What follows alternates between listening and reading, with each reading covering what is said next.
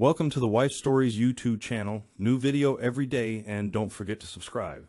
Here we go. I couldn't sleep that night. The air in the bedroom felt thick as mud, and even the sheets against my skin seemed to weigh me down. Outside, a street lamp flickered, throwing weak bands of yellow across the wall. I fixated on them until they disappeared, then came back, then disappeared again. Somewhere in the house, a clock ticked loudly, as though it had moved closer to my ear just to mock me. I counted each mechanical snap of the second hand, hoping that soon exhaustion might drag me under. It never did. My mind refused to be still. Visions came uninvited. Moments from earlier that day. Phone calls I replayed. Things left unsaid. I remember inhaling slowly, trying to calm myself, only to exhale and feel the sting of dread coil in my stomach again. My wife, Rebecca, slept on her side of the bed, her back turned to me. She always used to press close, nestle her head by my shoulder. Now, there was a gulf between us. She was breathing evenly, the rise and fall of her ribs almost imperceptible in the dimness. It occurred to me that maybe she, too, was awake and simply pretending. But I heard no tension in her breath. I got up, slipped on a thin robe, went to the kitchen. The kettle hissed as I set it on the stove. I stood there, barefoot, feeling the cool tiles under my feet, listening to that slow buildup of steam. The faint reflection of a man I barely recognized stared back at me from the microwave's glass door, gray at the temples, lines at the corners of his eyes. That same hollow expression I'd caught glimpses of in the mirror the last few months. The man looked tired, and if I'm honest, a little defeated. I made a cup of tea, but never drank it. I watched the water swirl and swirl, the steam rising in quiet coils, and I thought about how we got here. Rebecca and I. We built a business together from scratch over 2 decades. We poured everything we had into it. My background was in logistics, hers in finance. It should have been the perfect partnership. And it was, until it wasn't. Small cracks in the marriage appeared, but I was too focused on the daily grind to notice how deep they ran. I turned off the stove before it whistled. A beep from my phone broke the silence. It was well past midnight. A text at this hour usually meant something urgent. My heart lurched. I snatched it from the counter and stared at the screen, half expecting more bad news. It wasn't news, just a spam message. I closed the phone and set it down. My pulse was still racing for no good reason. When I went back to bed, I could hear Rebecca stir slightly as I lay down. Our mattress dipped, her body shifting away again, leaving me on my side with a canyon of space between us. I stared at the ceiling. Patterns of light and shadow played across it, left over from the flickering street lamp. I told myself, sleep. Stop thinking.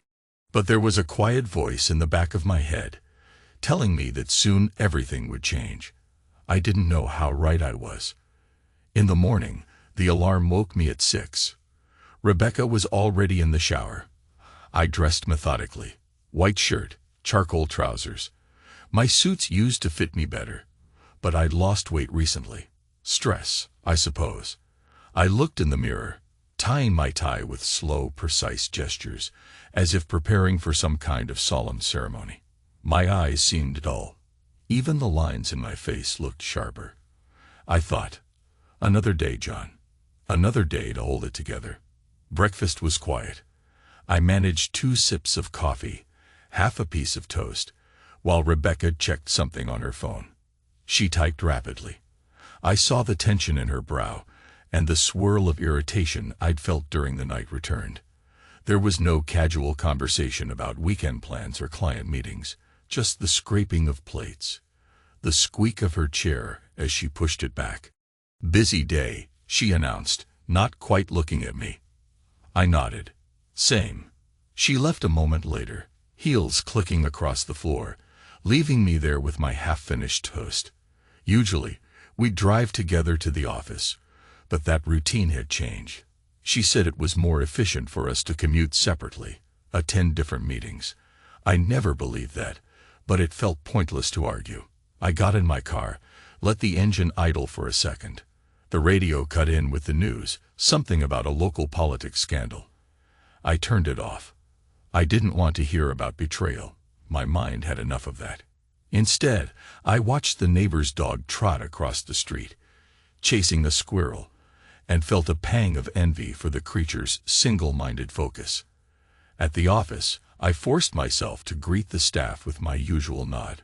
We used to share jokes, talk about the weekend sports highlights. Lately, I'd become a ghost in my own building. People seemed to sense the shift of power, the hush, the heaviness that clung to the air. Some lowered their gaze when I passed. I recall going straight to my private corner. I had a window that overlooked downtown Dallas. I set my briefcase down, booted up my computer. Meetings, emails. I tried to bury myself in tasks. But a phone call came in, and something about the tone in the receptionist's voice struck me as off. "Sir, your wife is in the conference room. She asked if you could join. There's a matter that requires your attention." Immediately. "All right," I said. "I'll be right there." As I walked down the corridor, the overhead fluorescents hummed. The hush felt louder than ever. I turned the corner to the glass-walled conference room. Through that transparent barrier, I saw them all. Rebecca, her sister Linda, and a third person I recognized at once, Marcus Grant, a marketing consultant I'd only met a few times. Something about the angle of his grin. It was almost predatory. My gut twisted. They were huddled over documents on the long table. Rebecca was pointing at something, and Marcus leaned in. I saw the way her hand lingered a second too long on his shoulder. The first flicker of suspicion turned to a spark of anger, but I forced a neutral expression. I opened the door. Everyone looked up. Linda gave me a polite, overly bright smile. Marcus nodded once, the corner of his lips curling. Rebecca lowered her gaze briefly, then forced a businesslike expression. They asked me to close the door, told me we needed to discuss strategic changes in the company structure. I remember each word so vividly. Linda took the lead, explaining that certain business decisions were made while I was otherwise occupied. That phrase stung.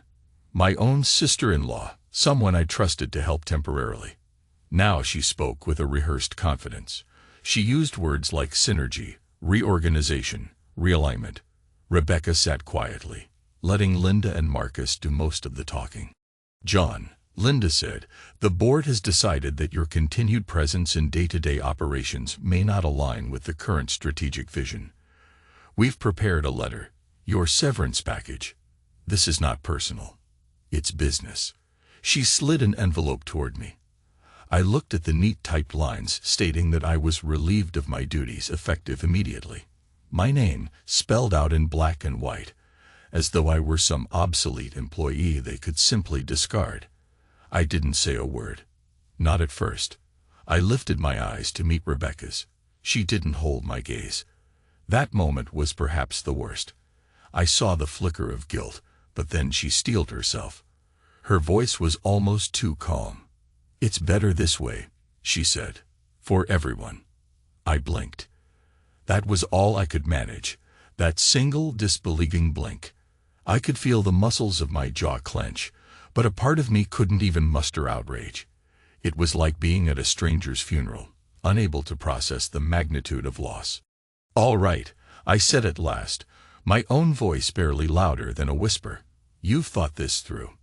Rebecca nodded. Linda shifted in her seat, uncomfortable. Marcus drummed his fingers on the table once, as though counting down to something. "Then I suppose there's nothing more to say," I murmured, standing. "I'll collect my things." No one tried to stop me. No one apologized. The only sound was the swish of my jacket as I turned, the faint squeak of the glass door. The corridor seemed endless as I returned to my office. I didn't slam the door or rip pictures off the wall. Instead, I methodically placed some personal items into a cardboard box. A framed photograph of Rebecca and me at our wedding, her radiant smile so genuine. A plaque that read Entrepreneur of the Year. a small figurine given to me as a gift from the staff. Token things, all that remained of 20 years of labor. My hands moved automatically, though I was trembling inside. I left the building with that box tucked under my arm. As I crossed the lobby, the receptionist rose to offer me some sympathy, but I shook my head. Outside, the sky had turned a steely gray, almost reflecting my inner emptiness. The doorman opened the door for me, and that was it. My last moment as part of a business I'd founded from scratch. I drove home in silence, ignoring the radio. My mind replayed the scene. Linda's corporate jargon, Marcus's smug half smile, Rebecca's refusal to meet my eyes. By the time I pulled into the driveway, my hands felt numb. I sat in the car for a long time, engine off, waiting for a surge of emotion that never came. Inside the house, it was quiet. I set the box on the kitchen table. Then I just stood there, running my hands over the surface of it, feeling the faint ridges of cardboard. That intangible sense of everything I'd built coming undone hammered at me. My chest felt tight, and I realized with a start that I needed to breathe. Really breathe. So I did, in and out, slow. The day turned into evening. Still, no word from Rebecca. When she finally came home, I heard her keys in the lock. I stayed where I was, in the living room, with only a floor lamp illuminating the couch. She entered, hesitated, and then stepped in. Our eyes locked for a moment. Her face was tense. "Why are you sitting here in the dark?" she asked softly. I answered in a level tone. "I wanted to see if you'd come back." Her lips parted slightly, but no words emerged. She set her bag down on the floor. I watched her movements, the way her fingers fidgeted with the clasp. The air felt thick again. My anger battled with a strange pity. I wanted to shout, to beg, to ask 100 questions. Instead, I listened to the sound of the clock ticking in the hall. She took a cautious step forward. "John, it's not what you think." "The company." "It's exactly what I think," I said, cutting her off with an even voice. "You replaced me." Her eyes flickered with something like regret. "We had no choice. The business needed." "Stop," I said, still calm. "I don't want an explanation right now." She bit her lip, nodded once, and walked past me. The faint scent of her perfume trailed in her wake, stirring old memories of nights when I'd hold her, nights that felt simple and secure. Now the emptiness returned. I stared at the shadows across the living room floor. I barely slept that night either, though I pretended to. Rebecca lay beside me, but it might as well have been a stranger. Neither of us tried to bridge the distance. I remember shifting on the mattress, feeling the old ache in my lower back, the swirl of betrayal in my gut. I thought about how we used to be unstoppable partners. Now that memory felt like a cruel joke. The next day, I woke to the sound of her moving about the kitchen. She left quickly, presumably for the office. I didn't go anywhere. Officially, I was jobless. The hours crawled. I ended up in my study, flipping through old files, receipts, pictures from better times. Emotions seesawed between smoldering anger and a hollow guilt, as though somehow I deserved this. Then, around midday, the phone rang. It was the home line, which rarely got any calls aside from telemarketers. Without thinking, I answered. No one spoke at first. I heard breathing, a rustle. Then I recognized the voice. Linda's. She was speaking to someone else in the background, apparently unaware the call had connected to me. "He's gone now. We have control," she said. "He brought this on himself, you know."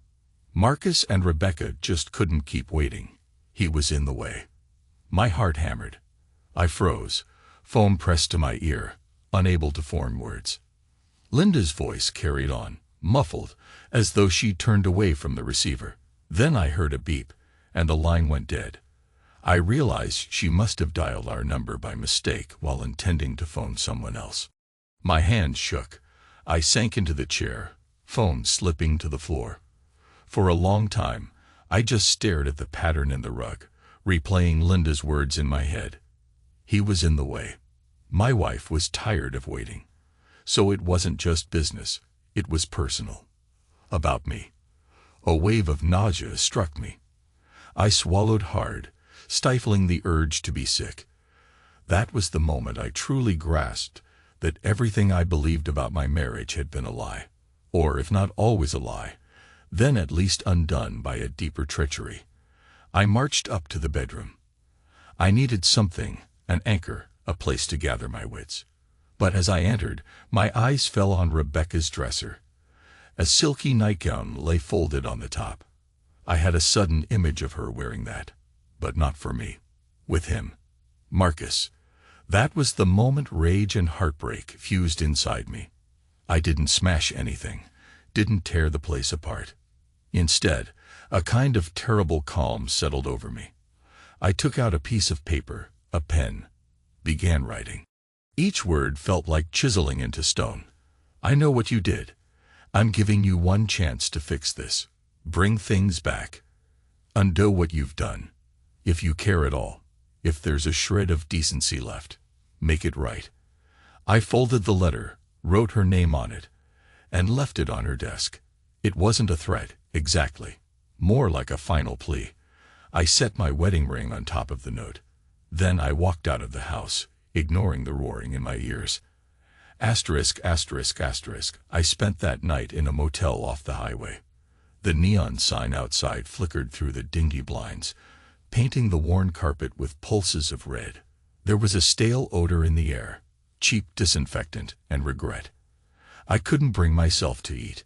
I lay on the stiff bed, shoes still on, replaying the phone call, imagining how it must have begun. The next morning, I drove aimlessly, past strip malls, gas stations. Eventually, I ended up in a park on the edge of the city. Tall oaks towered overhead, and the breeze rustled the leaves with a hush that somehow felt more condemning than comforting.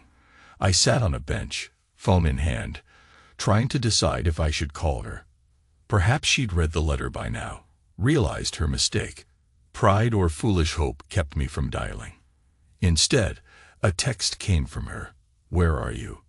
That was all. I stared at it, no intention of replying. My thumb hovered over the screen, then I locked the phone. I remembered all our early days, how we'd sneak texts to each other full of emojis and inside jokes. That warmth was gone. The phone felt cold in my palm.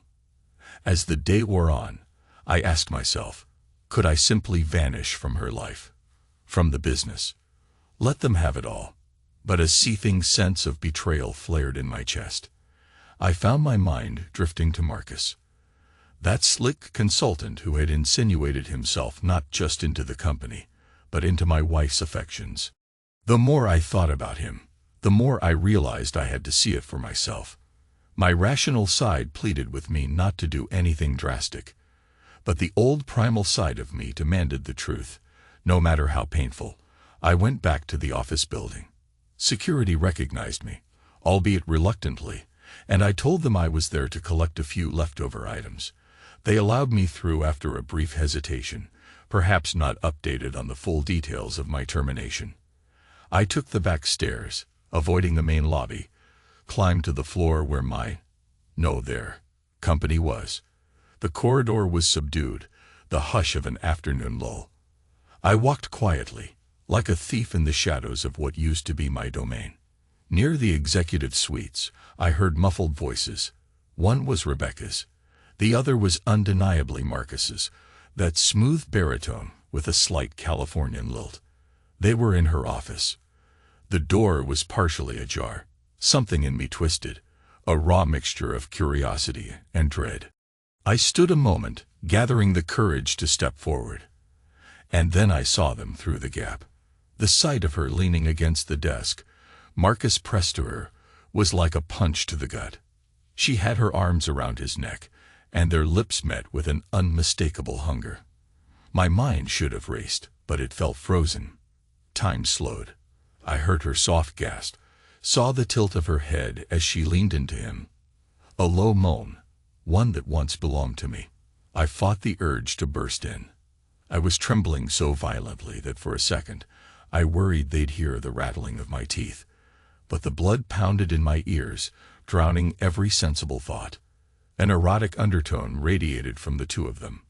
The way she slid her hand over his shirt, the sound of her breath quickening. It was obscene and intimate all at once. I felt sick. A floorboard creaked beneath my weight, and they jolted apart. Rebecca's eyes went wide when she saw me. Marcus spun, something close to triumph or defiance burning behind his gaze. I said nothing at first. I just stood there, chest heaving. That letter in my memory. She didn't fix this. She didn't try. Instead, she was with him. I stared into her eyes, searching for shame, for guilt. But what I saw mostly was shock, an edge of panic. Marcus spoke, voice tight. "You shouldn't be here." I forced my tone to remain calm, though inside I was on the brink of an explosion. I needed a reminder. I said, each word coming out clipped, of what betrayal looks like. Rebecca clutched the desk, knuckles white. "John, listen. Save it," I said, raising a hand. I kept my voice low, like I was reciting a court statement. "I gave you a chance. You had my letter." She blinked quickly, as though trying to cry, but no tears came. Marcus didn't move away from her. He placed a possessive hand on her shoulder. I noted that small detail, the easy confidence with which he touched my wife. My rage threatened to break free. "You have no right to," he began, but I cut him off with a single glance. "I have every right," I said, voice steady. "This was my marriage, my company. You're just a parasite." He smirked, though there was tension around his mouth. "You lost it, old man. Accept that." I clenched my fists, then forced them open. "All right," I said, stepping back. "But remember what I said, Rebecca." I paused. One chance. My voice trembled at the end. I hated how vulnerable that made me feel. She called my name once as I turned to go, but I didn't stop. I marched back down the hall, each footstep echoing with finality. A few staff members glanced away, pretending not to see the agony etched across my face. I was no longer their boss, no longer someone they could rely on. I was just a man defeated. I drove away, ignoring traffic lights, ignoring horns. The world blurred around me. My phone buzzed in the passenger seat, repeated calls from the same number. I kept going, barely aware of how I navigated. It was as though my mind had parted from my body, and all I could see was that image, her arms around him, that heated moment they shared. I was so hollow, I half expected to vanish. Eventually, I pulled over in a deserted parking lot. Daylight was starting to wane. I reached for my phone, saw about a dozen missed calls from Rebecca. I stared at the screen. Then I tapped the voicemail icon, half hoping for some desperate apology that would make me less numb. I heard her voice, hushed but urgent. "John, please, let's talk. I read your letter. I know what you must think. I need time to figure things out. Call me, please." There was silence, then the system beep. No direct admission, no apology, no vow to walk away from Marcus. Just a vague, "I need time." A bitter laugh escaped me. Time for what? To keep orchestrating my removal, to close the deals and run the business without me. I turned off the phone, leaned my head back against the seat, eyes closed. The parking lot was empty and stale, strewn with old fast food wrappers. Somehow, that felt right. My life was as cast aside as those scraps.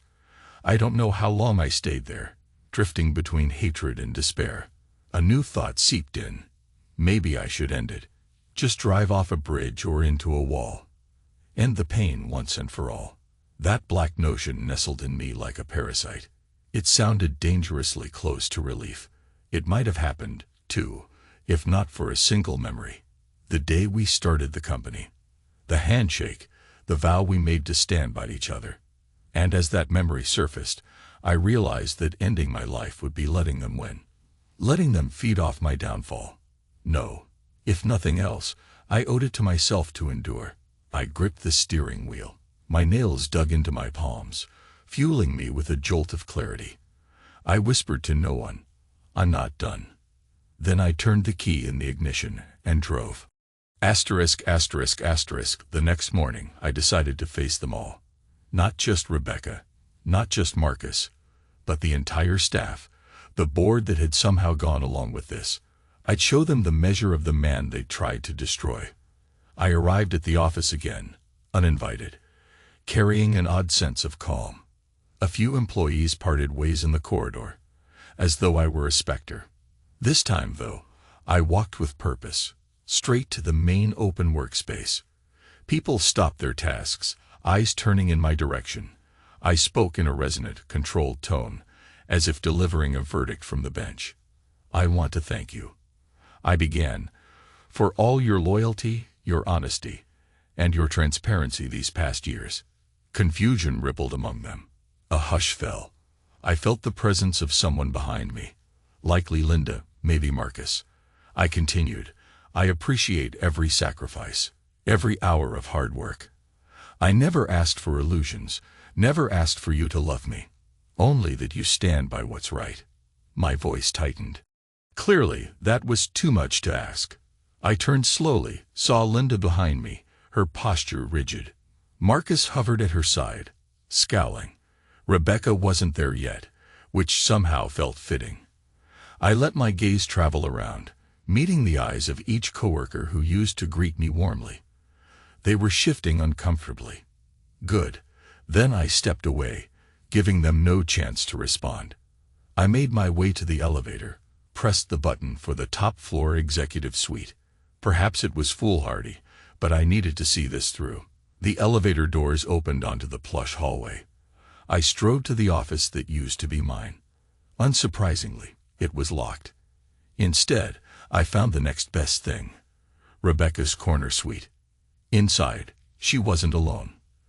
There was Linda, leaning on the edge of the desk. They sprang upright at my entrance. Linda stiffened, about to protest, but I raised a hand. "Don't. I'm done listening to half-truths. I came to deliver one final message." Rebecca's eyes flicked to Linda, then back to me. There was tension in her expression, a hint of fear. "John, we can't discuss this here," she said. "We will," I replied evenly, "right here and right now." Linda drew herself up. "You're trespassing. I'll call security." I locked eyes with her. "Go ahead. I built this place. I might be out, but I have every right to speak my mind." She hesitated, then faltered. She must have realized I was beyond intimidation. Rebecca stared at me silently, lips parted, searching for words. None came, so I filled the silence. "You took everything from me. My business, my sense of worth. You fired me like I was a liability. Now you continue with your plan, side by side with Marcus." I paused, letting the weight of that settle. "I listened to your message, Becky. You needed time. That's all right. We all do. But here's the truth. There's no going back, is there?" She swallowed. "John, You don't have to answer," I said, voice hardening, "because I see it in your eyes. You've made your choice." Linda shifted, looking uneasy. The tension in the room was tangible. I turned my attention to her. "Temporary help, you called it. Then you became the advisor, the partner, the one who pulled the strings. Congratulations, Linda. You can have this place." Her mouth opened, but no words formed. It struck me that she was bracing for some explosion that wouldn't come. I was far too numb for that. Turning back to Rebecca, I spoke quietly. "You had your chance. Now you'll live with it." I set a folded piece of paper on her desk, not the same letter as before, but a new one. An official notice from my lawyer, disclaiming all interest in the business, transferring my shares for a sum I was owed. I'd called him late the previous night, hammered out the basics. It wasn't about money anymore. It was about closure. As I did so, I felt an odd pang in my chest, the finality of letting go. Rebecca's hand trembled as she reached for the paper. "John, we can figure something out." "Don't do this." "We can." "No," I said simply. "We can't. You made me surplus. I accept it, but I won't watch you tear my life apart piece by piece." Linda opened her mouth to speak, but I cut her off with one last glance. Then I turned and strode away, ignoring the dull ache that pulsed through my entire being. Through the glass wall, I could see employees craning their necks. The hush followed me all the way to the elevator. Asterisk, asterisk, asterisk. An hour later, I sat in my car, parked in a quiet residential neighborhood miles away from my old life. A broad, leafy maple spread its shade over me. My hands trembled on the steering wheel, the adrenaline come down hitting me like a sledgehammer. I slumped forward, resting my forehead against the rim. I pictured Rebecca's face, her parted lips, her wide eyes, and behind her, Linda's tight posture. They could have it all, if that's what they wanted. The so-called reorganization, the synergy, the new partner in every sense. I breathed slowly, letting the images fade. Maybe I should have fought harder. Maybe I should have confronted Marcus with my fists. But that wasn't who I was. I fought with words, with reason. If that wasn't enough, then nothing would be. It dawned on me that I had nowhere to go. My home felt like it belonged to someone else now. My company was no longer mine. The afternoon sun glinted off the windshield, making the inside of the car uncomfortably warm. Still, I sat there, as though waiting for a signal, some cosmic sign telling me it was okay to move on. Eventually, I started the engine and drove aimlessly. The city blurred by. I pulled into the driveway of what had been my home for years. A single thought repeated in my mind: I have to face her. Because while I could let go of the business, the question of our marriage needed closure. Even if that meant hearing her say she wanted him. Stepping into the house, I felt the same suffocating hush. My footsteps echoed in the empty hallway. I noticed she was there. Her purse lay on the table, her jacket draped over a chair. I found her in the living room, perched on the edge of the couch, as if waiting. Her eyes were red. At the sound of me, she stood. The tension in her posture made me think of a cornered animal. "You came," she whispered. I nodded, scanning her face.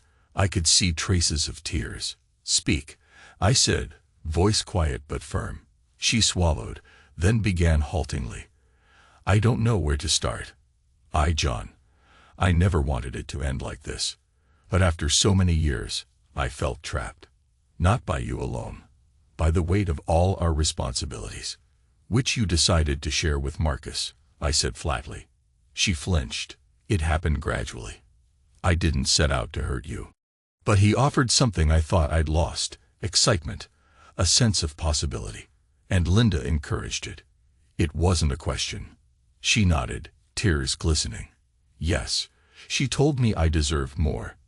That you were obsessed with your own vision, ignoring me." Those words cut deep, but I kept my expression neutral. "And that justifies pushing me out of the company we built together, replacing me with him." She shook her head, tears finally spilling. "No, it was business at first, but the lines blurred.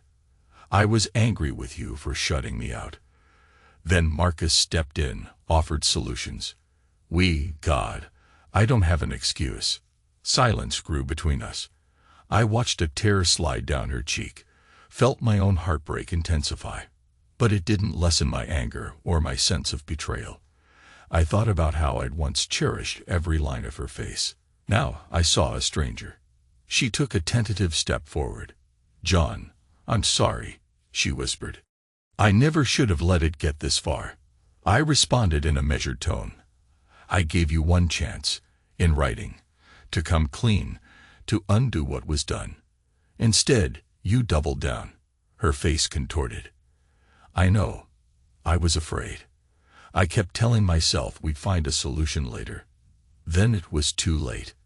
I exhaled slowly. "Is it over with Marcus, or do you still want him?" She opened her mouth, but no immediate answer came. A wave of grief, or something akin to it, passed over her features. That pause told me all I needed to know. "You're not sure," I said, more statement than question. She stared at me, helpless.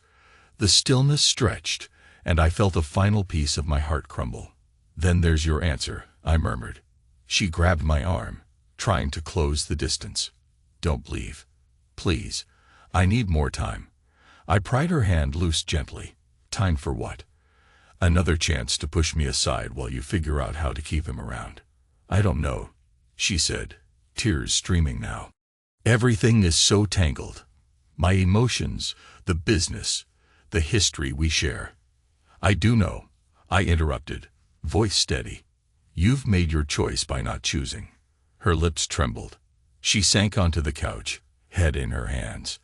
The sound of her quiet sobbing filled the room.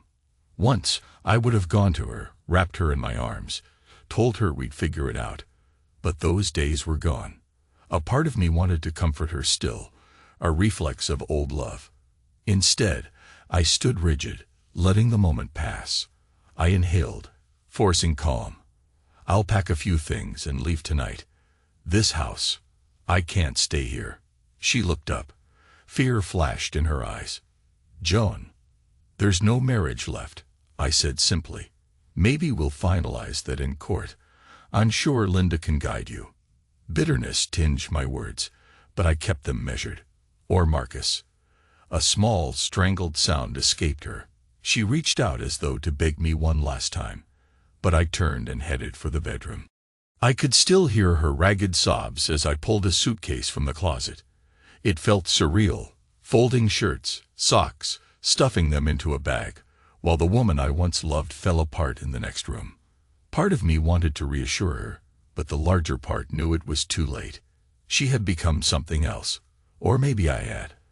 I zipped the suitcase, took one last glance around the bedroom. The walls bore faint scuff marks from years of moving furniture, pictures we'd hung. Now it all felt as hollow as my chest.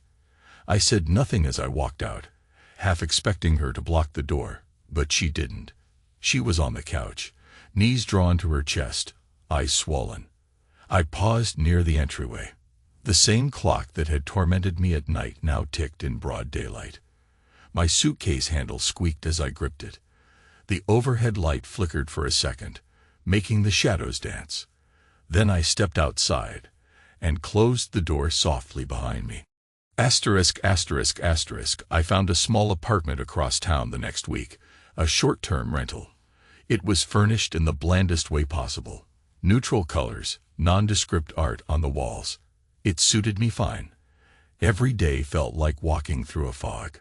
Occasionally, I'd drive past the old office building or the neighborhood of our home, but I never ventured inside. I just needed to see that the world was still turning, even though my private universe had collapsed. Lawyers got involved. I received official papers acknowledging my severance, along with the details of the share transfer. The sums were large, but they meant little to me now. I spent a lot of time standing by the small window of my new place, staring at the skyline. Sometimes I went out after dark, found a quiet bar, tried to drown my pain in whiskey. Usually, it ended with me crawling back to the apartment in a deeper well of misery. Yet slowly, I felt a new kind of coldness set in, one that gave me a grim clarity. If I couldn't salvage my old life, I could at least salvage my dignity. I did so by adopting a routine. I woke early, jogged through the gray morning light, forced myself to eat decent meals. My phone remained mostly silent except for the occasional call from my lawyer or a concerned friend who'd heard rumors. I cut them off politely, unwilling to rehash the details. Rebecca tried to call a few times. I never answered. I needed distance. I needed to let the anger cool, even if that left me numb. Weeks passed. One evening, returning from a late jog, I noticed a car parked outside my building. A figure leaned against it in the dim street lamp glow. My heart quickened. As I got closer, the figure stepped forward. It was her, Rebecca. She appeared thinner, shadows beneath her eyes. She approached tentatively. "John." I said nothing, stepping aside to unlock the building door. She followed me silent, until we were in the modest lobby. Then I turned, looking at her with a mix of exhaustion and caution. "Why are you here?" I asked quietly. She held out a folded piece of paper with trembling fingers. This is for you. If you don't want to read it now, fine. But please, Just take it. I accepted it, though every instinct told me to refuse. Fine. She drew a shaky breath. Marcus is gone. He decided we couldn't continue. It was never meant to be long-term, apparently. Her lips pressed tight. I guess I was a temporary thrill to him, just like you said. Or maybe he sensed I was uncertain. Either way, that part is over. I thought you should know. I felt no surprise, just a faint bitterness. Rebecca, that changes nothing. Her eyes flickered with sorrow. I understand. I just wanted you to hear it from me. And this letter, it's an apology. Too late, I know. I nodded curtly. All right. Good night. She lingered, searching my eyes for a shred of mercy. John. She trailed off, tears forming. I'm sorry. I stayed silent, letting her words hang unanswered in the stale lobby air. Eventually, she turned and left. I watched her go, feeling the weight of finality. In the elevator, I stared at the folded note. I almost tore it in half right there. Instead, I stuffed it into my jacket pocket. Inside my apartment, I went through my usual routine, showered, changed into a worn t-shirt and sweatpants. The letter sat on the small coffee table, an unwelcome reminder that perhaps I wasn't as numb as I pretended. Eventually, I dropped onto the couch, switched on the lamp, and unfolded the pages. Her handwriting was neat but shaky. She apologized for the betrayal, for the affair, for letting Linda manipulate her. She said she still loved me in some way, even if she'd failed to show it. It ended with a plea for forgiveness, an acknowledgement that she had no right to ask for it. I read it twice. Then, slowly, I set it aside. I felt nothing but a cold ache. She wrote how regretful she was, how the business had lost its luster, how Marcus vanished without a backward glance, and she said she'd do anything to make amends, even if that meant letting me go for good. I closed my eyes. She wanted absolution. Maybe she'd get it someday, but not from me. Not now. I left the letter on the coffee table and turned off the lamp. Darkness enveloped me, but there was a strange sense of final acceptance in that dark. ***** Time passes in the strangest ways after betrayal. Days stretch into months, and the edges of pain can either sharpen or dull. For me, it was both. My heartbreak had become part of who I was, a quiet companion that followed me around. One crisp Monday morning, about 6 months after the day I walked away from that house, I decided to confront the last phantom in my life. The memory of what we had, or maybe the memory of who I used to be. I dressed in a clean shirt, put on the watch Rebecca gave me years ago. Then I drove back to that old building, the one with our office, now presumably run entirely by Linda or whoever had stepped into the vacuum left by Marcus. I didn't plan to confront anyone. I just wanted to see it. The lobby looked the same. That polished marble floor reflecting the overhead lights. New faces at the reception desk. I told them I was just visiting, an old client. They let me sign in. I took the elevator to the top floor, ignoring my racing pulse. When the doors opened, I found the corridor bright but strangely hollow. I passed the large glass windows where I once peered down at Dallas. Then I came upon the door labeled with the company name, my old creation. A wave of nostalgia and sadness washed over me. Through the glass, I saw Linda at a desk, focusing on a laptop. She looked more tired, older, her hair pinned back severely. No sign of Rebecca. I felt no urge to barge in. I only wanted to stand there, eyes drifting over the interior where I once poured my heart. The hustle seemed subdued. Maybe half the staff we used to have. The chairs were the same. The color scheme was the same. But the soul of it felt gone. Linda glanced up, startled to see me. Our eyes locked through the glass. For a moment, neither of us moved. Then she slowly stood. I let my gaze hold hers for a second longer. A silent recognition that I had no intention of stepping inside. Then I turned and walked away. Back downstairs, I stood on the sidewalk, letting the bustle of midday traffic swirl around me. I felt a strange calm. I'd come to see the place, to face the old wound, and now it felt behind me. Perhaps that was enough. Asterisk, asterisk, asterisk. Some say revenge is best served cold. Others say it destroys the one who seeks it. I think I found a middle ground. I let them have the business, the illusions. I refused to drown in my own bitterness.